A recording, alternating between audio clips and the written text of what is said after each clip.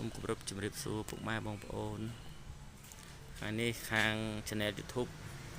ស្រីចិន្តាទិញលក់រថយន្តខាងខ្ញុំបានរៀបចំរថយន្តសារ៉ិចរួចរាល់មួយគ្រឿងទៀតបងប្អូនណារួចរាល់មួយគ្រឿងទៀតហើយដែលមានផ្លាកលេខ 2B កដាល 1563 ជាប្រភេទឡានស្អាតឡាននេះយើងលេងឈ្នន់លេងអីហើយកង់ថ្មី4គ្រាប់បងណាកង់ថ្មី4គ្រាប់ទឹកថ្នាំនៅស្អាតបងប្អូនទឹកថ្នាំនៅស្អាតហើយយើងមើលមកជុំបងប្អូនណាឡាននេះយើងមានឈ្នន់មានអីហើយស្ដាច់ហើយ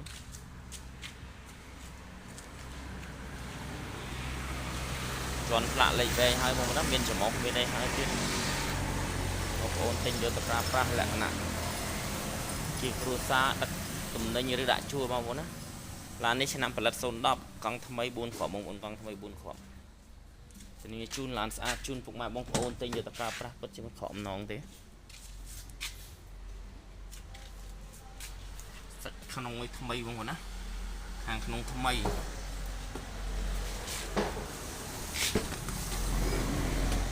កៅអីនៅថ្មីបងប្អូនកៅអីនៅថ្មីតែម្ដងរៀបចំរួចរាល់ហើយតម្លៃសមរម្យបងប្អូនចង់វាយដូរចង់ទិញលុយសុទ្ធក៏បានចង់វាយដូរក៏បានចង់បង់រំលោះក៏បានខេត្តក្រុងតាមតម្រូវការបងប្អូនចង់បាននេះជូនឡានស្អាតនេះម៉ាស៊ីនប្រអប់លេខមកអែមបងប្អូនណានេះម៉ាស៊ីនប្រអប់លេខមកអែមក្នុងថ្មីបងប្អូនណាតម្លៃសមរម្យបងប្អូនតម្លៃសមរម្យបងប្អូនចាប់អារម្មណ៍អាចជួយមកមើលផ្ទាល់បានឆ្នាំ010ពាក់កណ្ដាល full បងប្អូន010ពាក់កណ្ដាល full សិនប្រអប់លេខអែមហ្មងបងប្អូនម៉ាស៊ីនស្ទុះ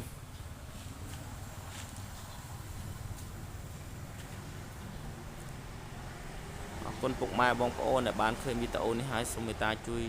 ចុច Subscribe ហើយចុចលើរូបបណ្ដឹងផងដើម្បីទទួលព័ត៌មានថ្មីពី Channel YouTube ស្រីចិន្តាទិញលក់រថយន្តអរគុណជូនពរពុកម៉ែបងប្អូនរស់ស៊ីទទួលទានមានបាន